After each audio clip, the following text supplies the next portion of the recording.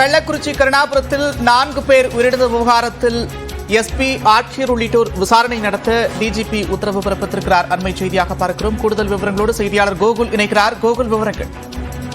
கள்ளக்குறிச்சியில் 4 பேர் உயிரிழந்த விவகாரத்தில் விசாரணை நடத்துவதற்கு மாவட்ட ஆட்சித்தலைவரும் மற்றும் மாவட்ட எஸ்பியும் நேரில் சென்று விசாரணை நடத்துவதாக டிஜிபி விளக்கம் தெரிவித்திருக்கிறார். குறிப்பாக உடல்நலக்குறைவால் உயிரிழந்ததாக கூறப்பட்ட நிலையில் எந்த காரணத்துக்காக இந்த 4 பேர் உயிரிழந்தார்கள், மேலும் சிலர் மருத்துவமனையில் அனுமதிக்கப்பட்டுள்ளார்கள், அவருக்கும் சிகிச்சை அளிக்கப்பட்டு வருகிறது.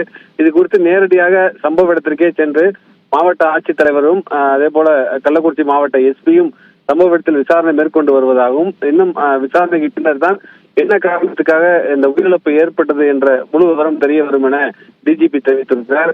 தொடர்ந்து இந்த சம்பவம் குறித்து விசாரணையை மேற்கொள்ள உயர் அதிகாரிகளும் சம்பவ இடத்துக்கு செல்ல இருப்பதாகவும் டிஜிபி தரப்பில் தெரிவிக்கப்பட்டிருக்கிறது.